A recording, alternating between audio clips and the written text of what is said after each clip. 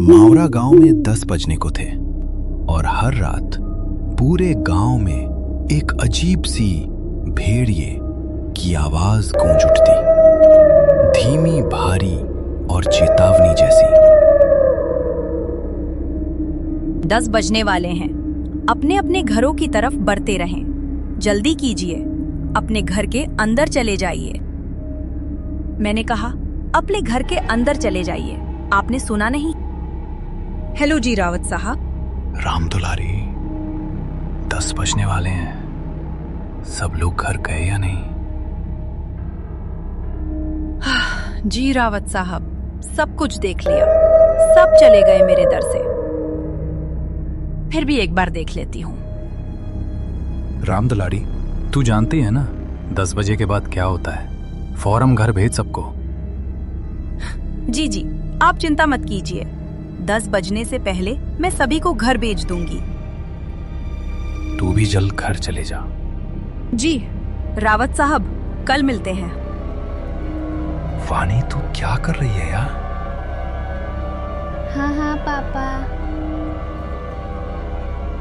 10 बजने वाले हैं, जाओ जाके सारे खिड़की दरवाजे बंद कर दो। 10 बजने वाला है। कोई दिखना नहीं चाहिए, अपने घर के अंदर सब चले जाओ। हे चढ़ोरे, सब दुकान बुकान बंद होली। अरे काकी, एक प्याला चाय तो पिला दे। बबले, घंटी की आवाज ना सुनी? 10 बजन को है, जल्दी घर निकल। अरे बुढ़िया, ये सब तेरी फालतू कहानियां।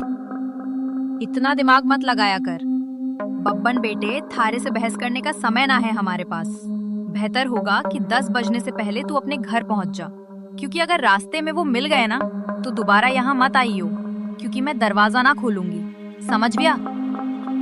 हाँ, जाता हूँ। हाँ बोलो रावत सा, थारो ही फोन का इंतजार कर रही थी मैं। काकी, सब लोग घर चले गए ना? हाँ, सब चले गए। ठीक है, आप भी आज से खिड़की दरवाजे बंद कर लेना। रोज फोन करके यही बोले है तू। अरे 10 महीनों से गांव में कुछ ना हुआ तो अब क्या हो जाएगा? 10 महीने पहले जो हुआ था वो दोबारा भी हो सकता है, इसलिए सावधानी जरूरी है। हाँ पापा। सारे खिड़की दरवाजे लगा दिए और पर्दे लगाए? खिड़कियाँ लगा तो दी हैं, और वैसे भी वो लोग तो तभी अंदर आ सकते हैं ना जब उन्हें अंदर बुलाया जाए, तो फिर। वानी, होश में हो? क्या बोल रही हो? अरे हम पर्दे उनसे छिपने के लिए थोड़ी लगाते हैं, बल्कि इसलिए लगाते हैं ताकि हम उन्हें ना देख सकें, उनसे बात ना कर सकें और उनके बहकावे में ना आ सकें। ऐसी गलती बहुत से लोगों ने की थी। उनके साथ क्या हुआ ये पूरा गांव जानता है, इसीलिए अच्छा होगा कि हम वो गलतियां ना दोहराएं। हम पापा, क्या मम्मी के साथ भी ऐसा ही कुछ हुआ था? जाओ जल्दी से जाकर पर्दे लगा दो, वो लोग अब आते ही होंगे। रावत शाह की बात मानकर वानी खिड़कियों पर पर्दे लगाने के लिए चली गई, पर अभी वो पर्दे लगा ही रही थी कि उसने ऐसा कुछ देखा जिससे उसके होश छोड़ गए। वानी बेटा। हाँ मम्मी, आप? हाँ बेटा, मैं ही हूँ। पर आप यहाँ कैसे? तुमसे मिलने आई हूँ बेटा। हाँ, पर आप तो मर गए थे ना? नहीं तो देखो मुझे, मैं तो जिंदा हूँ। लेकिन पापा ने तो बोला आप मर चुके हो। फिर तुम्हारे पापा झूठ बोल रहे हैं बेटा। मतलब आप मरे नहीं हो? नहीं, मैं तो बस रास्ता भटक गई थी। आज बहुत मुश्किल से तुम्हारे पास आ पाई हूँ, बस तुमसे मिलने। हाँ, सच्ची? हाँ बेटा, हाँ। अब चलो, मुझे अंदर आने दो। 10 बज गए हैं, वो लोग आते ही होंगे। हाँ, मैं पापा को बोलती हूँ। नहीं, पापा को क्यों बुला रहे हो? वो मुझे देख तो पाएंगे नहीं, और जब तक मैं उन्हें समझाऊंगी तब तक तो बहुत देर हो जाएगी। इसलिए तुम ही जल्दी से दरवाजा खोल दो। जाओ। तो पर पापा ने 10 बजे के बाद दरवाजा खोलने से मना किया है। बेटा, मेरे पास ज्यादा वक्त नहीं है। मैं ज्यादा देर तक बाहर नहीं रह सकती। तुमने दरवाजा नहीं खोला तो? नहीं, मैं खोलती हूँ। थैंक यू बेटा। वाणी अपने घर के दरवाजे पर पहुंची और दरवाजा खोल दिया। पर जब सामने कोई नहीं देखा तो उसने अपनी मम्मी को आवाजें लगानी शुरू की। मम्मी, मम्मी, अरे मम्मी कहाँ गई? मम्मी कहाँ हो? जल्दी आओ ना। पापा। तुमने दरवाजा क्यों खोला है? वाणी बेटा, मम्मी। वाणी मम्मी को अपनी ओर आते देख ही रही थी कि तभी रावत सा ने एकदम से लाइट्स बंद कर दी और लाइट के अचानक बंद होते ही वाणी पीछे पलटी तो उसके सामने अंधेरे में रावत सा खड़े थे जो वाणी को चुप रहने का इशारा कर रहे थे। वाणी बेटा, अरे कहाँ चले गए तुम? देखो मैं आ गई। मम्मी से नहीं मिलोगे? कोमोलिका वाणी को आवाज लगा रही थी पर वो वहां थी ही नहीं, क्योंकि रावत शाह ने उसे बगल वाले कमरे में छिपाकर दरवाजा बंद कर दिया था। पापा बाहर, मम्मी थी। शांत हो जाओ। मैंने कहा था ना, तुम्हारी मम्मी मर चुकी है। पर पापा, उन्होंने बोला वो जो जिंदा है। वाणी बेटा, तुम अंदर हो ना? दरवाजा नहीं खोलोगे? तुम्हारी मम्मी आ गई। दरवाजा खोलो बेटा। कोई आवाज मत करो। लेकिन पापा, मुझे मम्मी से मिलना है। तुम्हें अगर सच में लगता है कि वो तुम्हारी मम्मी है तो उनसे कल सुबह मिल लेना, ठीक है? पर अभी के लिए शांत हो जाओ। ओ रावत सा, अरे मिलने दो ना मुझे वाणी से। कब तक झूठ बोलोगे उससे कि मैं मर चुकी हूँ? रावत सा, आप सुन रही हो ना? पापा। बेटा, बिल्कुल भी ध्यान मत दो और आंख बंद करके सो जाओ। तो वाणी अपने पापा के कंधे पर सर रखकर सो गई और जब सुबह हुई तो रावत साहब वाणी को आवाज लगाते हुए बोले, उठ जाओ, सुबह हो गई है। हाँ, सुबह हो गई। तो मम्मी से मिल सकते हैं ना अब? आओ मेरे साथ, तुम्हें तुम्हारी मम्मी से मिलाता हूँ। लेकिन जैसे ही दोनों कमरे के बाहर आए वहां कोई नहीं था। वो मम्मी कहाँ गई? मैंने कहा था ना कि वो तुम्हारी मम्मी नहीं थी। पापा, वो मम्मी जैसे ही बात कर रही थी। बेटा, मैंने समझाया था ना तुम्हें, पर्दे लगाने के पीछे की सबसे बड़ी वजह यही है कि हम उन्हें देख ना पाए, उनकी बातों में ना आ पाए। जैसे कल तुम आ गए, पर वो बोल रही थी कि वो मरी नहीं है, जिंदा है। अगर वो मर गई है तो यहाँ कैसे आ गई? एक काम करो, मेरे साथ आओ। हाँ, कहाँ पापा? चलो मेरे साथ, तुम्हें कुछ दिखाना है। तो उसके बाद वो दोनों गांव के लगभग बाहर चले आए और वहां पहुंचते ही वाणी बोली, पापा, हम लोग यहाँ क्यों चले आए? बताता हूँ, पर पहले आसपास देखकर ये बताओ कि यहाँ क्या दिख रहा है तुम्हें? यहाँ तो कुछ भी नहीं है। आसपास बहुत सारे पेड़ हैं। सामने गांव से बाहर जाने का रास्ता है और पास में बब्बन भैया का घर है। हम तुम्हें कहीं पर कोई बस दिख रही है क्या? हाँ, वो उस तरफ एक पुरानी सी बस है। क्यों? हम बेटा, ये वही जगह है जहाँ तुम्हारी मम्मी की मौत हुई थी। हाँ, उस दिन हमें शहर से लौटने में देरी हो गई थी और गांव पहुंचते पहुंचते सुबह के 5 बज गए। सूरज निकलने में थोड़ा वक्त था तो गांव के सभी घरों की खिड़की दरवाजे बंद ही थे। इसीलिए सुबह होने तक हमारे पास झाड़ियों में छिपे रहने के अलावा कोई चारा नहीं था। हम लोग एक झाड़ के पीछे छिपे ही थे कि मैंने तुम्हारी मम्मी की एक आवाज सुनी। कामोलिका, क्या हुआ? रावत साहब, उन्होंने हमें देख लिया है। हमें कहीं और जाना पड़ेगा। हाँ हाँ, पर कहाँ आसपास कोई घर है? घर तो है, पर मुझे नहीं लगता कि अभी कोई दरवाजा खुलेगा। जो अब क्या करें? वहां एक पुरानी सी बस है, हम उसमें जाकर छिप सकते हैं।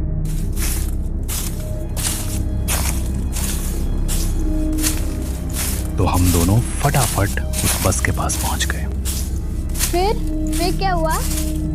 मैं तो बस के अंदर चला गया, पर तुम्हारी मम्मी मेरे पीछे नहीं आ पाई, क्योंकि वो बाहर खड़े होकर किसी से बात करने लगी। क्या हुआ बेटा, क्यों रो रही हो? आंटी, मुझे बहुत डर लग रहा है। मैं बाहर छूट गई हूँ। मेरा घर बहुत दूर है। अरे बेटा रो मत, एक काम करो, मेरे पास आओ। हम लोग इस बस में छिप जाएंगे, फिर वो लोग हमें नहीं ढूंढ पाएंगे। सच में आंटी, कोई नहीं ढूंढ पाएगा। हाँ हाँ पक्का, कोई नहीं ढूंढ पाएगा। आ जाओ। थैंक यू आंटी, पर मैंने तो आपको ढूंढ लिया। मैं कोमोलिका को बचाने के लिए बस के बाहर जाने लगा, पर तब तक बहुत देर हो चुकी थी। बस को उन लोगों ने चारों तरफ से घेर लिया था। हेलो अंकल, बाहर आओ ना, खेलो हमारे साथ। आओ ना, खेलो हमारे साथ। और शायद मुझे देखकर हंसे जा रहे थे। उन आवाजों को सुन मैं इतना घबरा गया कि अपनी जगह से हिल भी ना पाया। पर थोड़ी ही देर बाद वो आवाजें आनी बंद हो गई और गांव के लोगों की आवाज सुनाई देने लगी। मैं समझ गया था कि सुबह हो चुकी थी, तो मैं बस के बाहर निकलकर तुम्हारी मम्मी को आवाज लगाने लगा, पर वहां अब कोई नहीं था। मैं कई दिनों तक उसके लौटने का इंतजार करता रहा, पर वो नहीं लौटी। फिर जब गांव वालों ने मुझे बताया कि रात 10 बजे के बाद उन बाशिंदों के साथ कोमोलिका भी शिकार पर आती है, तो मुझे इस गांव का एक गहरा राज समझ आया। क्या राज पापा? यही कि जो लोग रात को इस गांव में आते हैं वो इसी गांव के रहने वाले थे, पर उनकी मौत के बाद वो ऐसे बन गए। मतलब कल जिसे मैंने देखा वो तुम्हारी मम्मी नहीं थी बेटा, क्योंकि मरे हुए लोग वापस नहीं आया करते, इंसान बनकर तो बिल्कुल नहीं। अपने पापा से बात करने के बाद वानी के मन में बहुत सारी बातें चल रही थीं और वो उन्हीं ख्यालों में खोई हुई काकी की दुकान में बैठी हुई थी कि तभी हर तरफ से भेड़िए की आवाजें आना शुरू हो गई। 10 बजने वाला है, अपने अपने घरों की तरफ बढ़ते रहो। चलो चलो, घंटा बज गया, निकलो अपने अपने घरों को। अरे बुढ़िया, तू फिर शुरू हो गई। बोला था ना ये सब फालतू की बातें। इरे बावरे, दिमाग फिर गया है क्या थारा? जानता है ना 7 बजे के बाद बाहर के हुए हैं, कच्चा चबा जावेंगे वो बाशिंदे। अच्छा, और तुझे कैसे पता कि वो कच्चा चबा जावेंगे? क्योंकि आज तक जो भी रात को बाहर रुका है वो मारा ही गया है। अच्छा, फिर तो रावत सा कैसे बच गया? हाँ, वो भी तो फंसा था ना रात को अपनी लुगाई के साथ। मैंने बोला ना, थारी फालतू बातें सुनने के लिए हमारे पास टाइम ना है। जा निकल अब यहाँ से। हाँ हाँ, जाता हूँ। इतना कहकर बब्बन वहां से चला गया, पर बब्बन की बात ने वानी का ध्यान जरूर खींच लिया था। तो वो भी अब ये सोचने लगी थी कि उस रात उसकी मम्मी तो मर गई, पर पापा कैसे बच गए। वो ये सब बातें सोच ही रहा था कि तभी काकी बोली, अरे छोरी, हाँ बात ना सुनी क्या तूने हमारी? बोला ना घर निकल। जी काकी। तो वानी हड़बड़ाता हुई काकी की दुकान से बाहर निकल आई। वो घर के लिए निकलने ही वाली थी कि उसके मन में एक और ख्याल आया और वो सीधा बबन के पीछे चल गया। बबन भैया, या हो गया छोड़े, कहाँ भागी चली आ रही है? वो मुझे ना आपसे एक बात पूछनी है। पूछ वो। अरे जल्दी बोल, पता है ना 10 बजने को है। तू घर नहीं पहुंची तो थारा बाप सर पीट लेगा। जल्दी पूछना के पूछना है तने। नहीं, मैं ये बोल रही थी कि आपका भी घर उसी टूटी फूटी बस के पास है ना, तो आपने कुछ देखा था क्या? कमाल है, बाप अंधा कानून और बेटी सरलोक। हाँ देखा था, सब देखा था। कैसे उन बाशिंदों ने थारी माँ को नोच खाया था। खाना तो वो थारे बाप को भी चाहते थे, और था बाप साला बस में छिपा बैठा था, और वो लोग न जाने क्यों अंदर न जा पा रहे थे। वो सारे लोग सूरज निकलने तक बस को घेरे खड़े थे। कोई बस को पीट रहा था तो कोई चीख रहा था, पर अंदर कोई न जा पा रहा था। पर वो लोग घुस क्यों नहीं पा रहे थे? क्योंकि 10 बज गए, बातचीत का टाइम खत्म। अब चल हमारे साथ। रे बावले, अब घर जाने का मौका खत्म हो गया। आधे रास्ते में ही कोई ना कोई नोच खावेगा तुझे। चल अब हमारे साथ। हेलो काकी। हाँ रावत साहब, हमारे को लग ही रहा था कि थारा फोन आवेगा। सब लोग जा चुके हैं और दरवाजे खिड़कियां भी लगा ली है मैंने, इसलिए चिंता मत। काकी वाणी है क्या वहाँ? हाँ वाणी, वो तो कब की निकल गई यहाँ से। वाणी घर नहीं लौटी है। क्या तुम एक काम करो, सब बाकी लोगों को फोन करके पूछ ले, क्या पता वाणी किसी के यहाँ रुक गई हो। जहां रावत सा वाणी को हर जगह ढूंढे जा रहे थे, वही वाणी बब्बन के साथ उसके घर चली आई थी। तो अभी वो दोनों साथ में बैठे ही थे कि वाणी को बाहर से एक जानी पहचानी आवाज सुनाई पड़ी। बबन, ओ बबन, देख मैं आ गई। ये तो मेरी मम्मी की आवाज है। सही पहचाना छोड़ी, थारी मम्मी ही है बाहर। अब एक काम कर, यहीं रुक और यहाँ से तमाशा देख। तू बब्बन खिड़की के पास गया और पर्दे हटा दिए। हाँ छोड़ी, बुला रही थी ना मैंने। ले देख, मैं आ गया। कितना इंतजार कराता है तू। इंतजार? अरे अभी तो आई तू। खोल ना दरवाजा। कमाल है छोरी, तू भी अपने रावत साहब को इतनी जल्दी भूल गई। अच्छा चल ठीक है, खोल ही देता हूँ दरवाजा अब। तो बब्बन दरवाजा खोलने जा ही रहा था कि वाणी बोली, बब्बन भैया, दरवाजा मत खोलना, वो मेरी मम्मी नहीं है। अरे यो बात तो मने भी पता है। यो थारी माँ तो अब बिल्कुल ना रही। आ छोरी, मिलना था ना तन्ने मारे से। आजा अंदर आजा। क्या हो गया, रुक क्यों गई? आजा अंदर। पर फिर बोली, तू बाहर क्यों नहीं आ जाता बबन? मैं तुमसे यही मिल लूंगी। अरे अभी तो अंदर बुलाने को कह रही थी, अब बाहर बुला रही। देख छोरी, आना तो तुझे ही पड़ेगा। उसकी मम्मी घर के अंदर क्यों नहीं आ रही थी? और वो बार बार बब्बन को बाहर आने को क्यों कह रही थी? वाणी धीरे धीरे बब्बन के पास पहुंच गई, पर इससे पहले कि वो बब्बन से कुछ पूछती, उसे कोमोलिका ने देख लिया और वो बोली, अरे बेटा वाणी, तुम भी यहाँ हो? आओ ना, मम्मी से नहीं मिलोगे? कल हम मिल नहीं पाए थे ना? आ जाओ, आज मिलते हैं। देखो बाहर तुम्हारे साथ खेलने के लिए इतने सारे बच्चे भी हैं, हम खूब मजे करेंगे। आ जाओ बेटा। कोमोलिका और उसके साथ उन बच्चों की टोली को देखकर वाणी को डर तो बहुत लगा, पर उसने कोमोलिका की बातों पर ध्यान न देते हुए बबन से पूछा, बब्बन भैया, दरवाजा तो खुला है और आपने मम्मी को अंदर आने को भी बोल दिया है, फिर वो अंदर क्यों नहीं आ रही है? और ये बच्चे भी बाहर ही खड़े हैं, क्यों? समझदार लागे तू, सही सवाल पूछना जाने हैं। मतलब यो कि जिस रात मैंने थारी माँ को मरते हुए देखा, उस रात मैं भी यही सोच रहा था कि आखिर इन बाशिंदों ने थारे बाप को क्यों नहीं मारा, वो बस के अंदर क्यों ना आ गए। तो अगली सुबह मैं बस के अंदर गया, ये देखने कि आखिर वहां ऐसा था क्या जिसने उन बाशिंदों को रोक दिया था। पहले तो मुझे कुछ समझ नहीं आया, पर फिर मैंने जवाब मिल गया। क्या जवाब?